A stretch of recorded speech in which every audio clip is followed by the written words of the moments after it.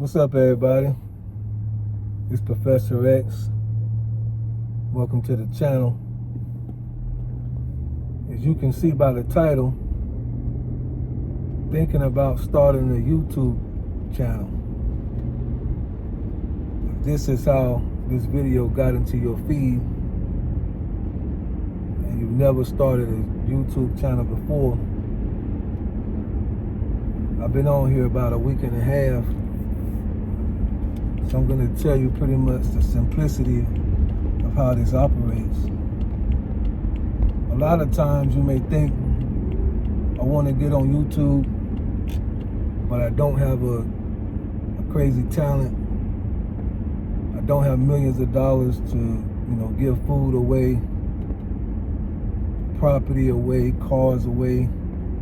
I don't have, the kind of money and the fame to pull people in, so it's just little old me. What do I have to talk about? What do I have to say that people may be interested in? So if that's you, if you want to get on here and you want to say something, but you don't know what to say or what people are looking for, I'm going to help you. The sun's starting to go down, so it may be doing some crazy stuff in the camera every now and then. But I'm going to help you. But I'm going to tell you what you do. The first thing you do is you just pick up your phone. This is easy as it is as far as getting started. Now, of course, there's a little more that's going to go into play once you actually get going.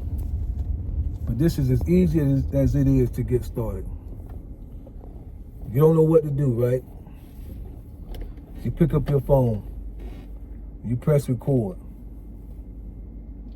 And with all of may God be with those who have lost homes and property in California out there in the West Coast.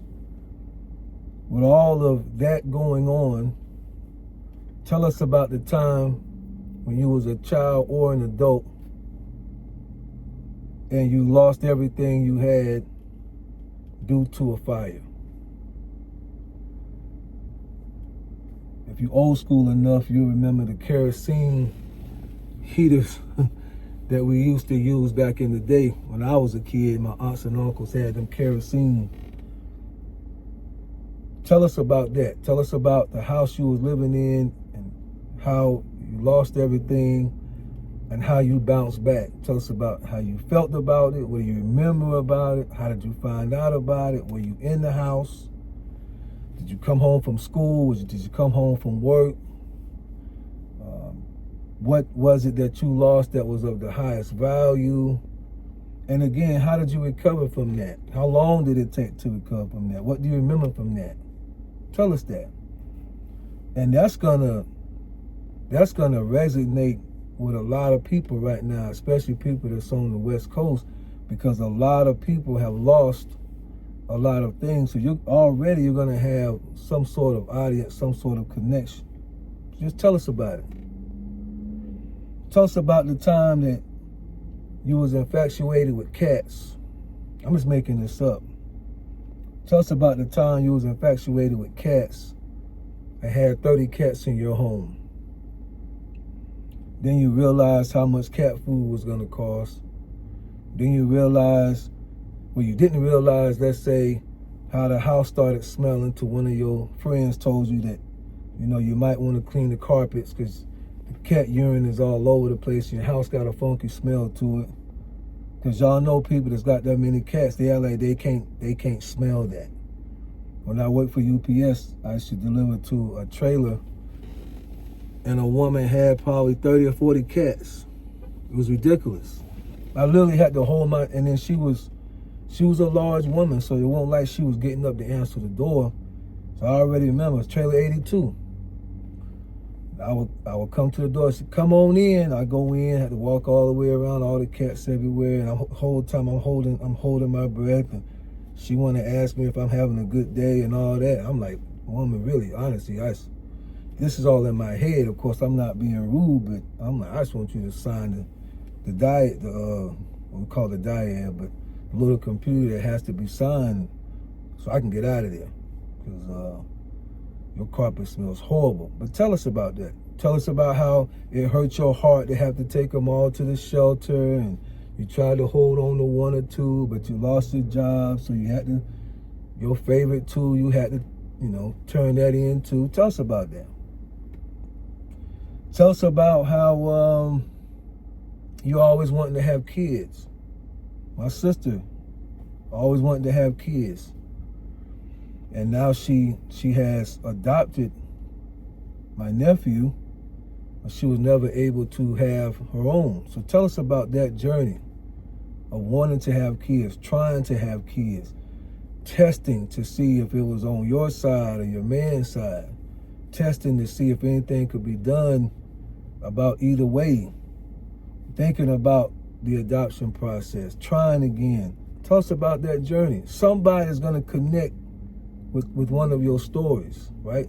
Just to get you started. Then you'll kind of find your way. That's all, just to get you started.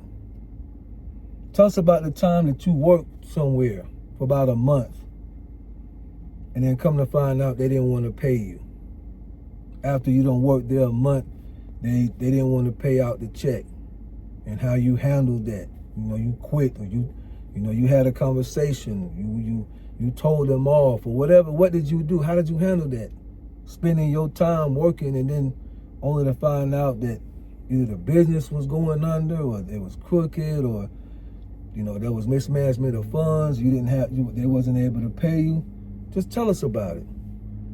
And your story is going to connect with somebody. And that's what I'm going to call the power of YouTube. It's the ability for common everyday people like myself to get on here, and with whatever it is that we bring to the table, we can tell it, we can show it, we can demonstrate it, we can give it, and somebody sooner or later will connect with what we're bringing to the table. So if you're thinking about it, if you're thinking about starting a channel, if you've seen it flash across your screen or on your phone, and you keep saying, this is something that I want to do, don't look at all the flashing lights. Don't pay attention. Don't think about the extra stuff that come with it. Just follow the simple process. Pick up, if you want to go get yourself together, go get yourself together. I'm not saying you got to do this in the next 10 seconds. You want to put your wig on, go put your wig on. Fellas, if you want to go put your hat on, if you want to rock a beret, if you want to go just show your bald head, your locks, whatever, go get it together. Where you feel like you're comfortable enough to tell your story. You want to sit down at your kitchen table, you got an office, you want to go in your office, you want to go in your garage and be sitting around your weights or your cars while you tell us this story. Do that. Then hit record. And when you hit record, just tell us your story. Don't even focus on a time. Just get on here. Tell us what happened, how you handled it, how you came through, how you're better for it, how you're worse for it, regrets you have, anything you don't regret, people you met through the process. See, every little thing that you may think is not important is going to be important depending on who's watching. I grew up watching and still watch a lot of detective, because that was kind of like my forte, Law and Order type shows. Of course, starting all the way back with Kojak, stuff like that. But if you notice, when they show up to talk to witnesses, what do they say? Tell us everything. Even what you don't think is important. Even what you don't think is important, because you might say, well, I saw a four-door car.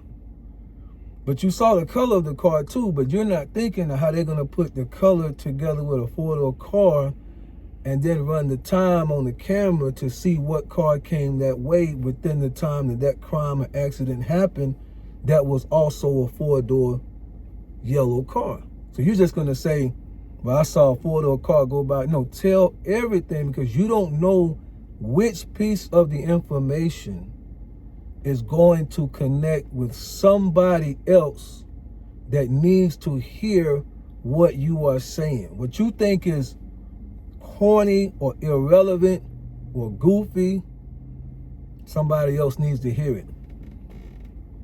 Somebody else needs to hear it. Even if they're not going through it and it just inspires them, somebody else needs to do it. My boy Zoe Madden, he did a video with his pops and posted it. Well, it wasn't nothing that, I wasn't sitting by my dad when he sent that video, but it inspired me to want to call my dad, which if the Lord allows me to live, inshallah, it inspired me to want to call him tomorrow and just hear his voice and check on him. See what I'm saying? Me and Zoe, we're not doing the same thing. I wasn't riding around with my dad in the car. So what he posted didn't necessarily have anything that I was doing with my dad at the time, but it inspired me. And that's what I want you to focus on if you're thinking about starting a YouTube channel. What you have gone through or what you are currently doing may and will inspire somebody. And this is the power of YouTube. So hopefully this will help you.